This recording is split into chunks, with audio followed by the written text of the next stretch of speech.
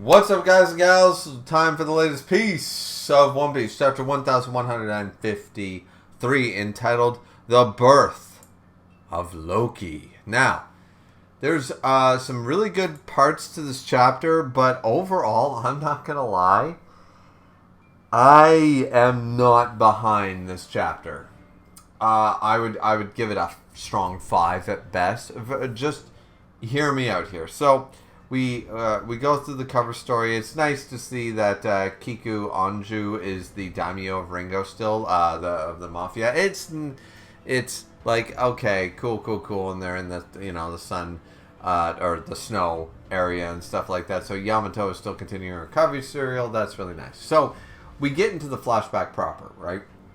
After that, and it's Dorian Broggie. Remember, King Harald was like Loki. It was like nobody could control him. He's the Prince of Elbaf, and he's tearing shit, or he's the King of Elbaf at this point, apparently. He's tearing shit up. He's like, fuck this. I can do what I want. Nobody can do. Oh, please, King Harald, please don't do it. Nah, fuck it. I'm the king. I'll do what I want. Now, remember this attitude. Remember this attitude, because we get into that he was childhood friends with Dorian Broggie. That makes sense. Born to a bloodline of ancient giants, the prince possessed a colossal body, monstrous strength, high stats. He grew arrogant, unruly, and a rogue that no one could rein in.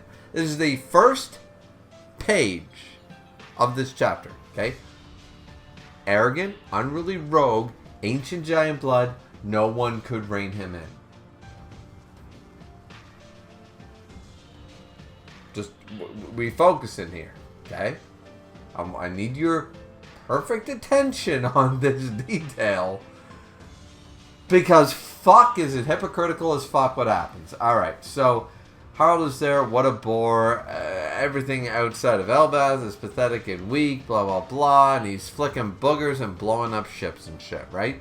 So he goes to this place, the Kingdom of Bunt in the New World and stuff like that. They're like and they're enslaving these giants, apparently. Like, standing 10 meters tall, each of her steps in an earthquake. Do I hear 40, 40, 40, 45, 45, 45? Do I hear 50, 50, 52, 52, 5, 52, 55, 50? And here we go. Soul! Her roar is a thunder itself. She's one of the world's elusive giants, hailing all the way from Elbaf.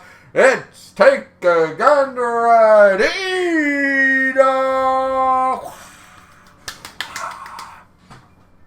It's like, okay. So she does the whole rawr shit, and it takes balls to one of our giants. It's a roadside attraction. So Harald doesn't like the fact that these people are making fun of that shit, so they completely, they overtake it and stuff like that. They were fools to mock Elbaf. And so Harald rescues this damsel in distress, this person named this giant Ida, and says, no need to thank hey, I've saved your life, no need to thank me. Alright, I'm the king of Elbaf.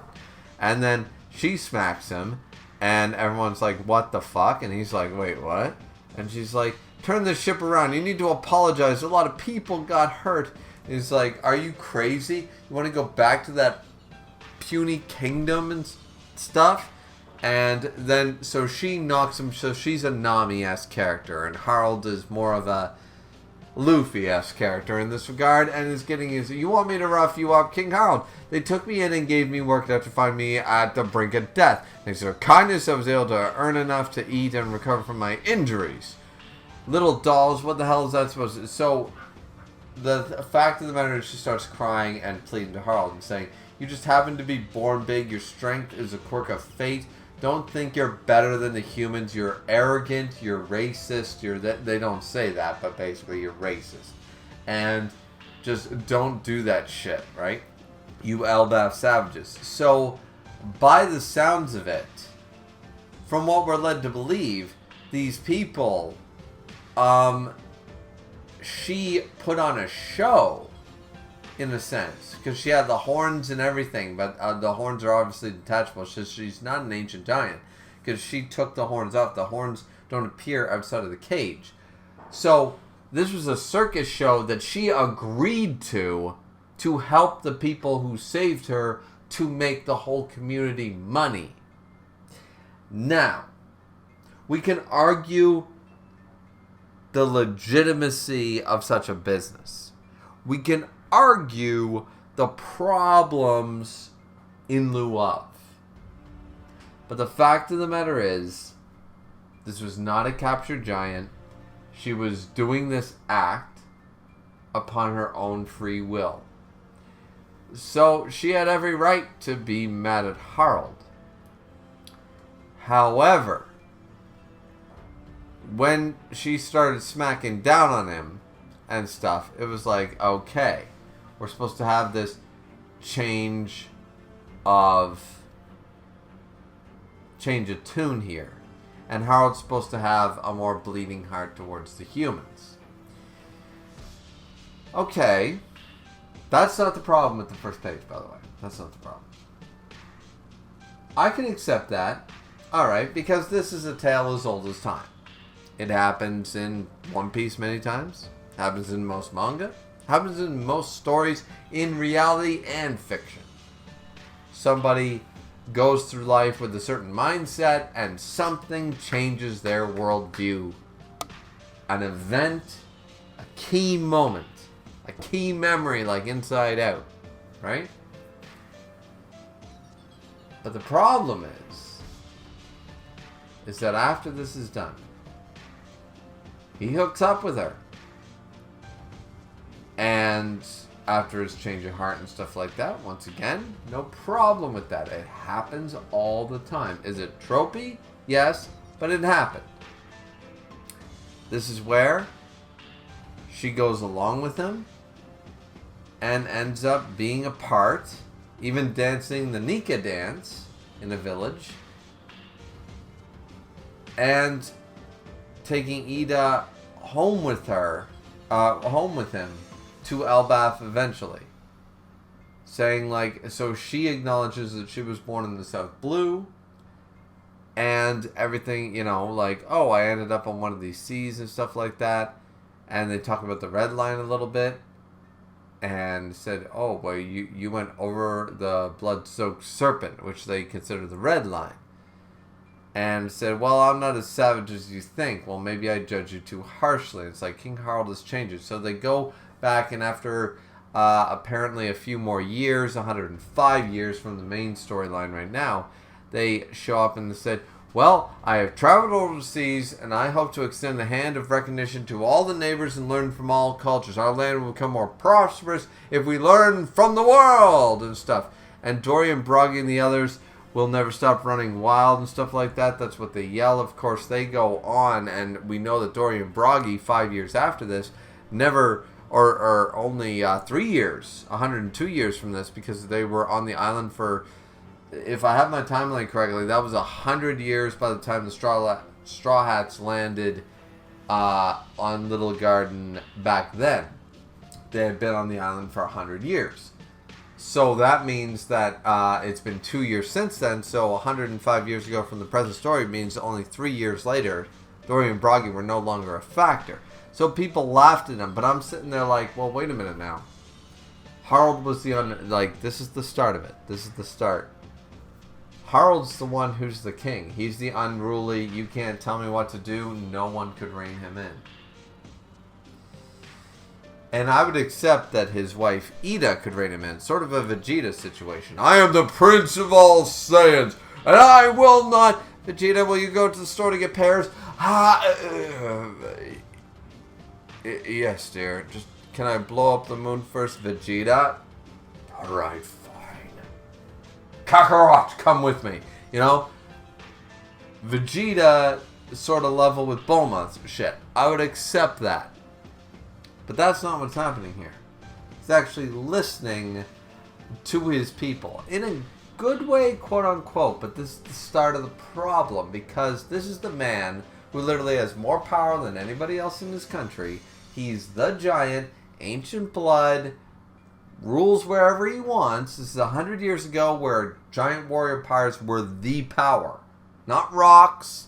Long before Roger, Garp, and Whitebeard. Giants. And he's saying, hey guys, here's what we're going to do. And they're actually talking back to him. sort of not buying that. But they said, like, he starts to convince them and stuff. The crowd, all right, a little slippery, but all right. And then he says, oh, and the two Longbeards say, what a change. Well, good journeys ahead and stuff. And I think we are truly blessed at this point. So he goes along and he tries to negotiate deals and he goes with his wife and stuff like that. We need connections, things like that. Now, 20 years later, over 20 years later, he's like, oh, we finally had a baby. And he's like, thank you. Ida and I are so happy and stuff. Now, all these aristocrats, all these giant politicians are like, we can't recognize your marriage. Only pure blood can be permitted within the royal family. And here's where it breaks me. Here's where this chapter sucks. He accepts that.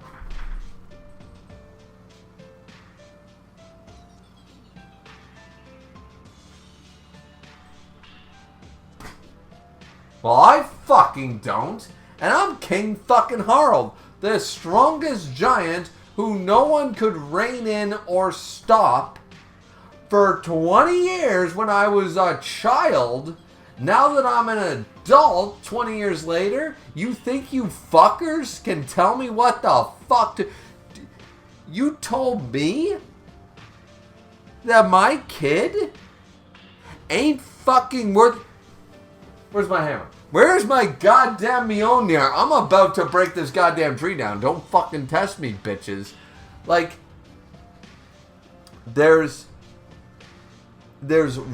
reining in, and then there's this bullshit. Even, like, I argued for Odin, but even Odin's Dance of Joy for 5 years, whatever it was kind of bullshit and maybe shouldn't have been so fucking stupid. But I could understand Harold getting a softer heart, but not telling the aristocrats of Elbath to be like, I'm the motherfucking king, motherfucker. Because, you know, I just want to point out one thing. You know what happened to a non-giant? You know what happened in actual history? There was a certain king of a certain country that still exists. And you might have heard about a certain church. It's called the Catholic Church. And they told a certain king, because the church, the aristocrats, thought they could tell the king what to do. And this king said, I want a fucking divorce.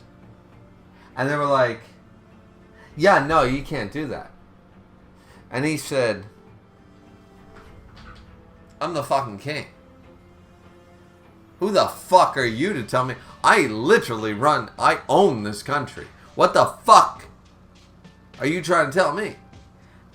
And they said, well, we're the church. And he went, all right, cool. Fuck your church, creating a new one. And that is how the Church of England and Protestants were born. And he got a divorce. I'm not saying Harold's a bitch, but Harold's a motherfucking bitch. Because not only does he do this, and accept this like it's no big deal, and he runs to his wife, I'm so sorry, you're not my wife, and our kid is a bastard, even though I fucked you. Sorry about that. Meh. Like, this isn't some honorable Game of Thrones Eddard Stark shit. This is fucking bullshit. And he's the most powerful giant in the world. And he's taking orders from bullshit. He's taking orders from the church. And it's just like, I'm disassociated. I'm done. This chapter sucks. And this backstory makes no sense. And then Ida's like, oh, it's okay. Hyrule and I will be fine, blah, blah, blah. Then he marries some fucking VV fucking 2.0 or what, I would honestly, a minus 2.0 because she's sort of a snake, isn't she? Yeah. So this Estrid person, and she's like, oh my god, here's your royal wife and stuff like that. You have to remarry. He's like, well, no, I'm already married. Like, no. So eventually, obviously ends up fucking her at some point. And Harold's like, I don't want to. And they're like, no, we're going to do that. So not only are we condoning sexual assault on the strongest giant in the world, we're also condoning the fact that he committed adultery and stuff like.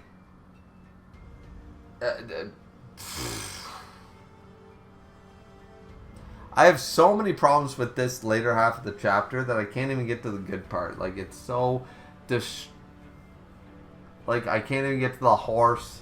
Oh, I couldn't see its face for the longest time. I kept thinking, like, the weird black thing, like, the tussle, and halfway was its eyes, and it was some deranged fucking thing. Like, not the best design choice on that with the 8-legged horse of Odin and shit like that. And I was just like, oh my Christ, like, where does it end?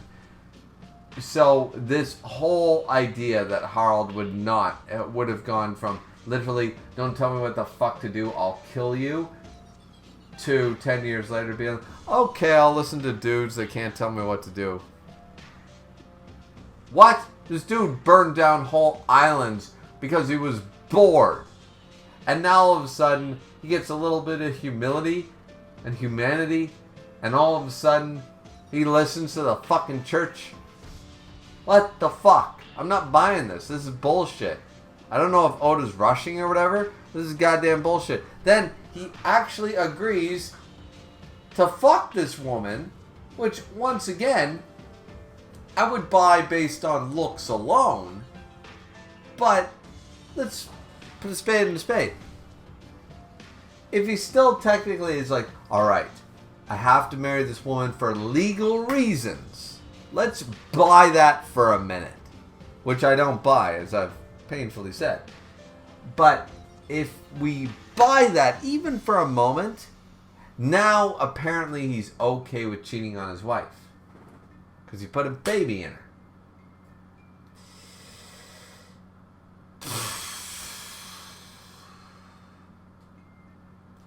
Either that, or she finally got him drunk and committed sexual assault. So either way, there's been multiple forms of rape going on here.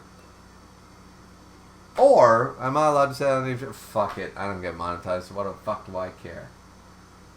Oh my god. Like, this backstory makes no goddamn sense for the character. We were literally introduced to him as this Loki-esque when he was a teenager, and now I'm supposed to buy that he was okay with everything that just happened. And I'm sitting there like, no. No, he wouldn't be. No, he would not be. No man of any worth. So now I fucking hate Harald. So congratulations, chapter 1153. Harald is the worst fucking... He's celestial dragon level of fucked up. He's terrible. And I'm glad that he's dead. And I hope Loki was the one to kill him. Because fuck this dude. Because not only did he willingly, obviously, either he was sexually assaulted or he cheated on his wife. Take your pick. Due to the fact that he couldn't literally just pound the fuckers into the dust. This is Elbaf. This ain't 21st century fucking Canada. Where he can't go up and be like, yeah, well, you know what? Alright. Fuck this shit. You know? You can't challenge anyone to a duel anymore in the 21st century. Back then it'd be like, who the fuck are you to tell me what the fuck to do? I'm the goddamn king. You don't tell the king what to do. And especially not the one, like, if you establish that he was like Tommen from Game of Thrones, like, listening to the High Sparrow the whole time, I'd buy it. But this dude was literally Loki running the roads, and literally, first page, no one could rein him in, no one could tell him what to do, no one could control him. And I'm supposed to buy that man, after being reined in by one woman, which I would buy, once again, Vegeta level, would listen to his Bulma. But I don't see Vegeta listening to fucking Roshi or Krillin. Vegeta listens to Bulma. Not anybody else. Not Piccolo, not Yamcha, especially not Yamcha. Not anybody else. He literally listens to Bulma only because that's the one he loves. So I would buy Harold listening to the Ida woman, the one that he married, the one that he fell in love with, the one that he had Hiruden with. I'm not buying any of the bullshit. It's not believable. It's not believable whatsoever. Oda, you goddamn fucked up. I'm not going to lie, this chapter kind of sucks. His backstory is terrible because it's just not believable. Then he finally...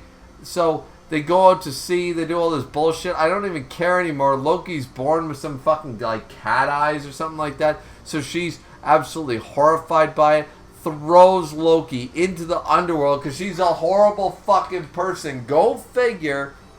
And this motherfucker ends up climbing back up Yggdrasil. I'm just...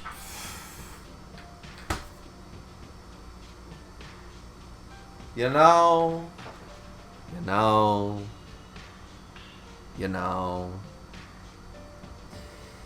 There's a break next week. But I'm just going to say... This was nuts for me because I couldn't even focus on what everyone else is focusing on, like the Loki curse, whereas Hiruden's mom currently, because she's still alive at this point, Loki's mom is still alive. Loki's mom is the one who turfed him down, stuff like that. He crawled himself back up and he never had the feel and warmth of a mother's love and a mother's arms and stuff like that. I'm curious if we're going to go the same route that we did with in Thor 2, The Dark World, where Loki's like, you're not my mother. It's like, did I not? And stuff like that. And then we see him all calm and collected. Then we see, like, he tore his whole room apart and he's absolutely fucking shattered that his stepmother but loved him and he loved her. I'm curious whether Ida was the one who, obviously Hiruden's mom is dead. I'm going to assume that. But I'm going to assume that Ida's mom actually treated Loki like a son. And Loki will be the first one to close that off. But he's going to admit, like, your mother was the only one to ever actually love me. Not our father, not you. Our mother was the only one who would say, show me your eyes. Or I guarantee you, he wrapped the bandages. Because we saw that as a child when he fought rocks and stuff like that. I'm curious whether... the only one who ever saw his eyes after that was Ida. I'm just spitballing here, but I like the idea that he views Hiruden's mom as his own mother and just refuses to admit it in a self-protective sort of way, in a defensive mechanism. And it's toxic and it's wrong, but you understand why he did it, and it'd be very curious because he just wanted, hey, you're brothers, you should get along. I'm your stepmom, sort of idea. You know, that makes you sort of my son too. And where he was rejected by his own mom, maybe she was the one to wean him even, like stuff like that. Like, obviously Loki survived, and clearly Bitchface was not got anything to do with it. Boa Hancock actually looks kind of decent. Kicking up... No, she doesn't. She's still a piece of shit. I don't get people attracted to Boa Hancock. No amount of titties excuses kicking a puppy. I'm sorry. I don't care. Best titties in the world would not excuse that. So, anybody who puts Boa Hancock up here, I'm like immediate disrespect for you. So, you go immediately down. You know. But, yeah. Miss Elbath version of Boa Hancock over here. Throwing a baby down a fucking shaft. She was obviously not the one, so I'd be curious to know if we're doing a little Thor 2 The Dark World, which a lot of people don't like that movie, and it's got flaws, but the bromance between Thor and Loki, plus their relationship with Loki, with his adoptive parents, was very interesting in that movie, and I think that's going to be interesting here because she's still alive at this point. I'd be curious if maybe she was the person he wanted to protect. You know what I mean? Anyways, we'll see. Whatever. There is a break next week apparently. Chapter 1153 coming out only a couple days late this time, but still relatively on time, quote unquote. So don't forget to like, comment, and subscribe as always. What do you guys think of my theory about the fact that maybe Hiruden's mom was the one that Loki actually truly cared about and stuff, and actually wanted them to be brothers and stuff, and took care of him. You know, maybe he rejected her his whole life and now he regrets that or something. Maybe it's one of those, you're not my real mom, I hate you and stuff, and she took that to the grave, and then he feels awful ever since, and he's been trying to make up for it ever since. Maybe one of those classic tropes. Who knows? But what do you guys think about it? Let me know down in the comment section down below, and we'll see you guys back next time for the next piece of One Piece. Looking forward to it. Hope you guys are too. Sayonara, everybody.